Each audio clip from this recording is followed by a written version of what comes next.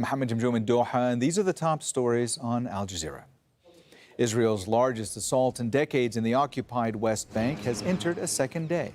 More than 1,000 soldiers, backed by airstrikes, are carrying out raids in the Jenin refugee camp. At least 10 Palestinians have been killed and hundreds wounded. Tear gas has been fired at Palestinian civilians who are fleeing the violence. Israeli forces say they've arrested 120 people and that they plan to raid 10 remaining sites in Jenin. Alan Fisher has the latest.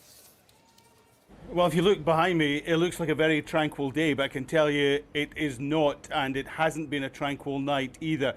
Throughout the evening, we heard the sound of gunfire and explosions, and even just in the last few minutes, we've heard some rounds of gunfire being let off. Now, we've heard just in the last few minutes as well that the number of dead in the operation here in Jenin has increased to 10.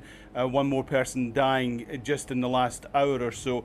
There are hundreds of people who have been wounded in this Israeli assault over the last, 36 hours now. Hamas, which controls Gaza, says all options are open if Israel continues the assault. Thousands of Palestinians marched in the Gaza Strip on Monday night to protest against the offensive. Senegal's President Macky Sall has announced that he will not seek a third term in next year's elections. Opposition leader Ousmane Sonko had called for street protests if Sall ran for office again. At least 16 people were killed during anti-government protests last month. China is rejecting a Japanese plan to release radioactive water from the Fukushima nuclear plant into the ocean. The head of the UN's nuclear watchdog is in Japan on a 4-day visit. He's expected to deliver the results of a 2-year safety review. Hong Kong's leader says 8 wanted activists abroad will be pursued for life.